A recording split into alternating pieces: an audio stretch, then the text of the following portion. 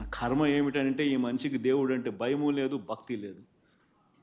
దేవుణ్ణి సైతం రాజకీయాలలో వాడుకునే అన్యాయమైన బుద్ధి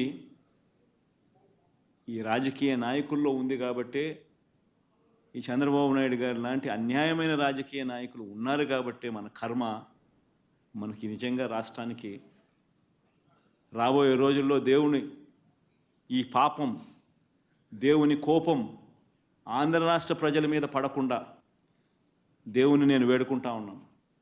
ఆ పాపం అనేది చంద్రబాబు నాయుడికే పరిమితం కావాలి. చంద్రబాబు నాయుడు అబద్ధాన్ని మోస్తా ఉన్న చంద్రబాబు నాయుడు గారి కూటమికి మాత్రమే పరిమితం కావాలి అని చెప్పి, చంద్రబాబు నాయుడు గారు అబద్ధాన్ని మోస్తా ఉన్న, అబద్ధం అని తెలిసినా కూడా మోస్తా ఉన్న ఆ నాయకులకే పరిమితం కావాలి అని నిజంగా దేవుణ్ణి అందరం ముక్కోవాలి, ముక్కుంటున్నాం కూడా.